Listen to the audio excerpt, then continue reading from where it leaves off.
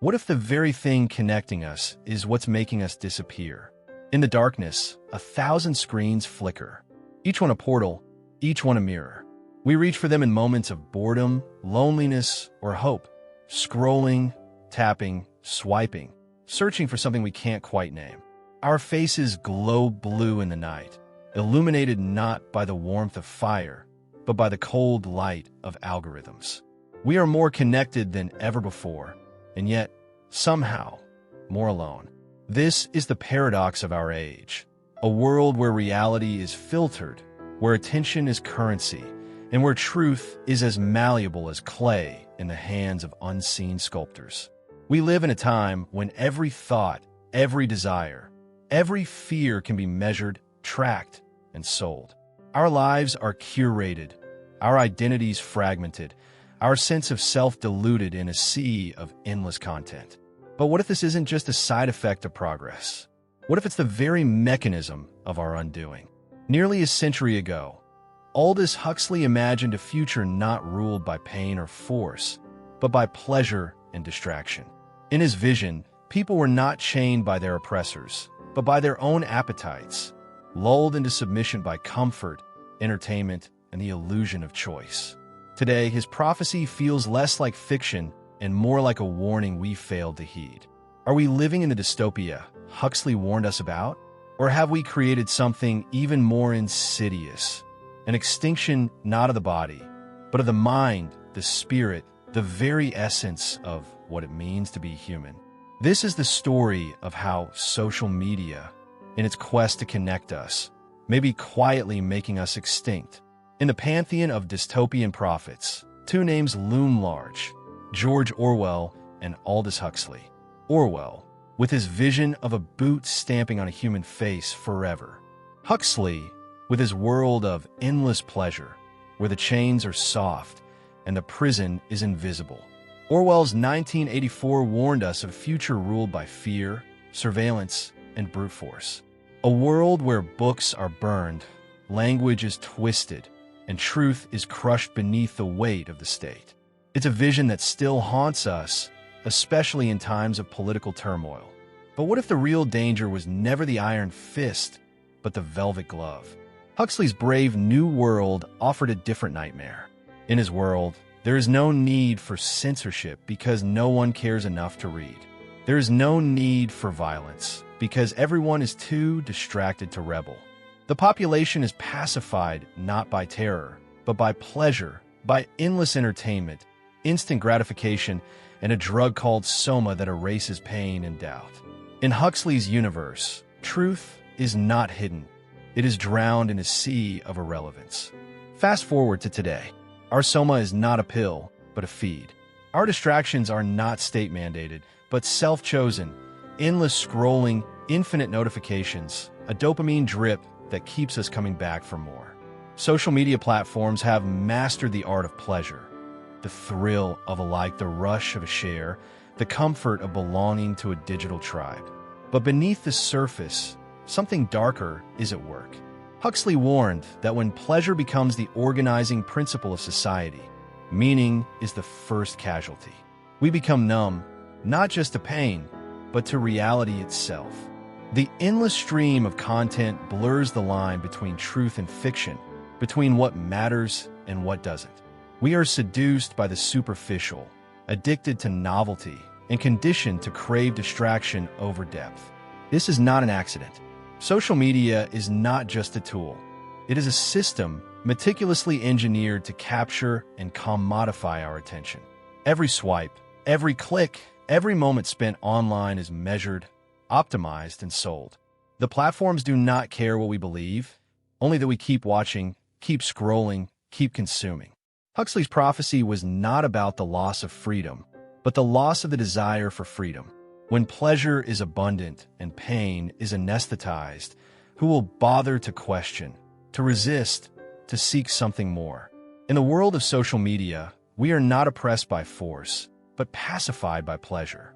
And in that numbness, we risk losing the very things that make us human: curiosity, critical thought, and the hunger for truth.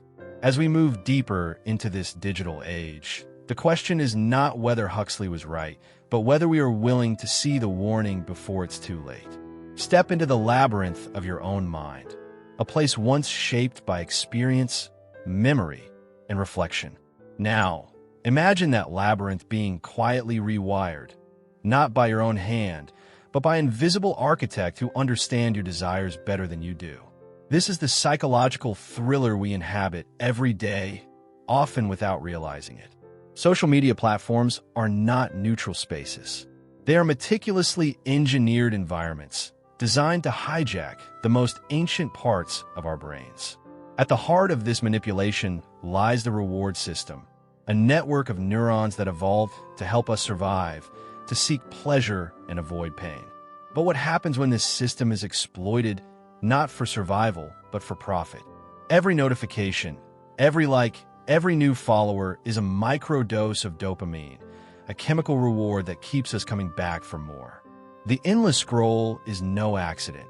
It is a digital slot machine engineered to keep us pulling the lever, chasing the next hit of validation or novelty. The algorithm, that invisible puppeteer, learns our preferences, our fears, our weaknesses. It feeds us what we crave, even if what we crave is outrage, envy, or despair. Consider the like button. On the surface, it's a simple gesture, a way to show approval or connection. But beneath that simplicity lies a powerful psychological mechanism. Each like is a tiny affirmation, a signal that we matter, that we belong. Over time, we become conditioned to seek this validation, to shape our behavior and even our thoughts around what will be rewarded. Our sense of self becomes entangled with the feedback of strangers, our worth measured in metrics. But the consequences go deeper. As we surrender more of our attention to these platforms, our ability to focus, to think critically, to reflect deeply begins to erode. The constant barrage of information fragments our consciousness, making it harder to distinguish signal from noise, truth from fiction. We become reactive rather than reflective, impulsive rather than intentional.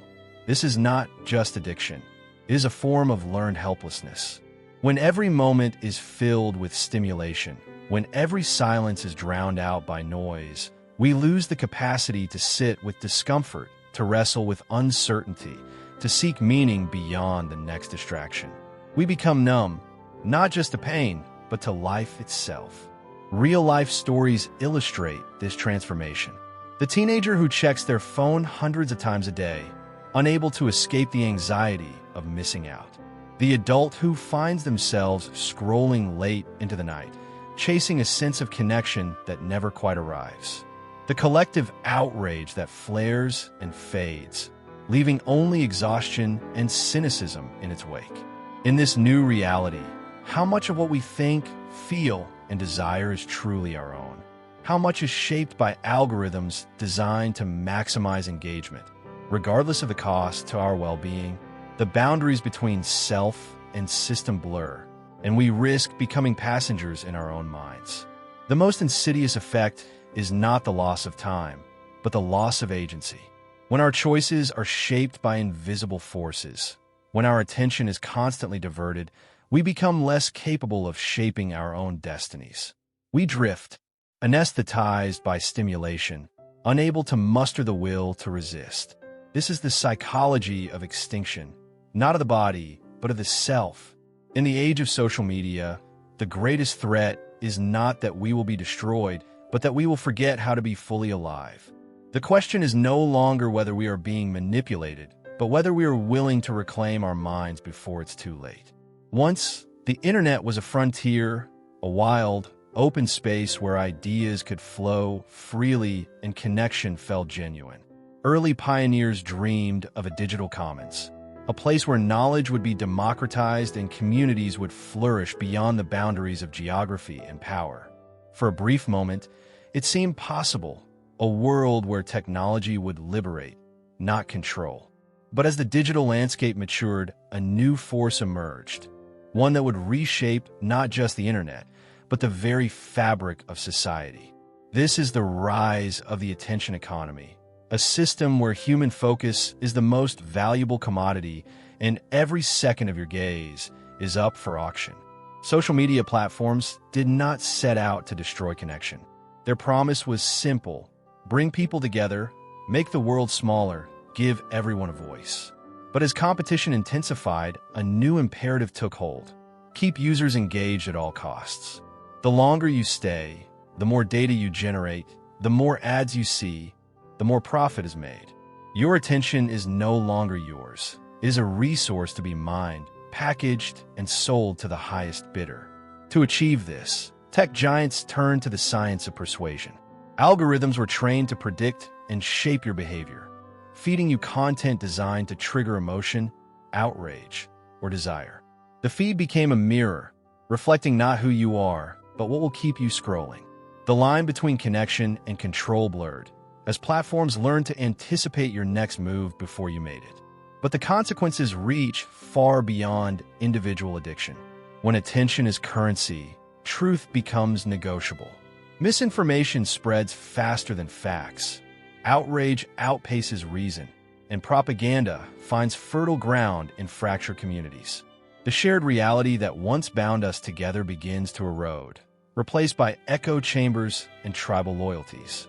Social media no longer simply connects us.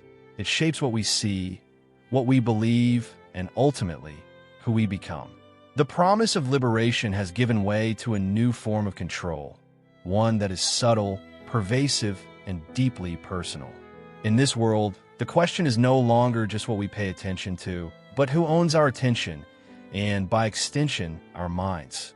As the attention economy tightens its grip, we are left to wonder, in the battle for our focus, what are we losing that we can never get back? In Aldous Huxley's Brave New World, soma was the perfect drug. No hangover, no side effects, just pure, unadulterated escape. It was the state's answer to pain, doubt, and unrest. Whenever reality became too much to bear, a dose of soma would dissolve anxiety, erase discomfort, and restore a sense of blissful apathy. The world could fall apart, but as long as the soma flowed, no one would care. Today, we don't need a pill. We have something far more potent, far more pervasive. Social media is our new soma, a digital narcotic that promises relief from boredom, loneliness, and the ache of existence. With every swipe, every meme, every viral video, we are offered a momentary escape from the weight of reality. The feed never ends, the distractions never run dry. There's always something new, something louder, something more outrageous to keep us from looking too closely at ourselves or the world around us. But this endless stream of entertainment comes at a cost. The more we escape, the less we feel. The more we distract ourselves, the harder it becomes to find meaning in the ordinary, the quiet, the real. Outrage cycles flare and fade, leaving us exhausted and numb. The curated realities we scroll through highlight reels of other people's lives, breed envy, insecurity, and a constant sense of inadequacy. We compare our behind the scenes to everyone else's highlight reel, and the result is a quiet despair that seeps into every corner of our lives. This is the death of meaning, not in a dramatic collapse, but in a slow, silent erosion. We become spectators in our own existence, watching life unfold through screens, measuring our worth in likes and shares. The pressure to perform, to curate, to be seen and validated, replaces the search for genuine connection or purpose. We live in a perpetual present, disconnected from history, from community, from anything that might anchor us in something larger than ourselves. Philosophers have long warned of the dangers of nihilism, the belief that life is meaningless, that nothing matters. In the digital age, this nihilism is not a philosophical stance, but a lived experience. When every moment is filled with noise, when every discomfort is anesthetized by distraction, we lose the ability to wrestle with the big questions, to endure uncertainty, to seek out meaning in the struggle. The psychological toll is profound. Anxiety, depression, and loneliness are on the rise, even as we become more connected than ever. The constant comparison, the endless need for validation, the fear of missing out, all of it chips away at our sense of self, our sense of purpose, our ability to find joy in the simple and the real. What is lost in the pursuit of endless pleasure and distraction? The answer is not just time, but the very fabric of our humanity. The ability to sit with discomfort, to find meaning in suffering, to connect deeply with others, to build something lasting and true. In numbing ourselves to pain, we numb ourselves to life. Huxley's soma was a warning, not a solution. In our quest to escape, we risk losing the very things that make life worth living. The question is not whether we can avoid pain, but whether we can find the courage to face it, and in doing so, rediscover what it means to be truly alive. Are we destined to vanish, not with a bang, but with a whimper, lulled into extinction by the soft hum of endless distraction?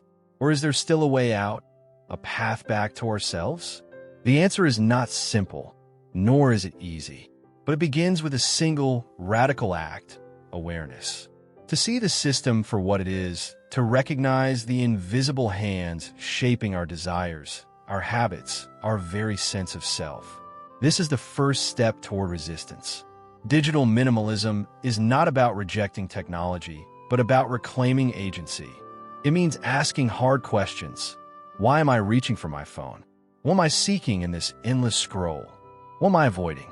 It means setting boundaries, creating spaces for silence, for boredom, for thought. It means choosing what to consume rather than being consumed. Conscious consumption is an act of rebellion in a world that profits from our passivity. It is the decision to seek out depth over novelty, substance over spectacle.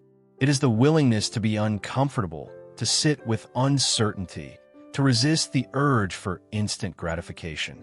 It is the practice of critical thinking, questioning not just what we see, but why we see it and who benefits from our attention. Throughout history, philosophers have urged us to know thyself. In the digital age, this wisdom is more urgent than ever. To know ourselves is to recognize the ways we are shaped by forces beyond our control, and to push back, to carve out spaces for authenticity, for reflection, for real connection. There are those who are already resisting. Individuals who have deleted their social media accounts, not out of fear, but out of a desire to reclaim their time, their focus, their lives. Communities that gather offline, building bonds that cannot be measured in likes or shares. Movements that challenge the dominance of the algorithm, demanding transparency, accountability, and ethical design. Psychological research shows that even small changes can have profound effects. Turning off notifications, setting limits on screen time, prioritizing face-to-face interactions. These are not just lifestyle tweaks, but acts of self-preservation. They are ways of saying, my mind is my own. My attention is not for sale. But resistance is not just about withdrawal. It is about seeking meaning beyond the screen, rediscovering the richness of the world, the complexity of others, the depth of our own inner lives. It is about choosing discomfort over numbness, truth over pleasure, connection over control. If Huxley was right, then the greatest danger is not that we will be forced into submission, but that we will surrender willingly, trading our freedom for comfort, our humanity for convenience. The only way to survive is to wake up, to see the world as it is, and to choose every day to be fully alive. The path is not easy. It requires courage, discipline, and a willingness to stand apart. But it is the only path that leads away from extinction and back toward what it means to be human. In the end, the question lingers. Will we become extinct, not by catastrophe, but by forgetting what it means to be human? We stand at a crossroads, each of us holding the power to shape the future with the smallest of choices. Every moment of attention, every act of curiosity, every pause to reflect is a thread in the fabric of what comes next. The extinction Aldous Huxley warned of is not a sudden event, but a slow fading, a gradual surrender of our depth, our agency, our wonder. But the future is not written. It is shaped by what we choose to value, by what we choose to resist, and by what we choose to remember. We are not powerless. We are not destined to drift, numb and disconnected, through a world of endless distraction. We can look up from our screens. We can seek out real connection, real meaning, real experience. We can reclaim the silence, the discomfort, the questions that make us truly alive. This is the choice before us: to let ourselves be pacified by pleasure, or to awaken to the fullness of our own humanity. To trade the comfort of numbness for the richness of being present. To remember that our attention is not just a resource to be harvested, but the very essence of who we are. The world Huxley feared is only inevitable if we allow it to be. The path away from extinction begins with a single, conscious act: to choose again and again to be human.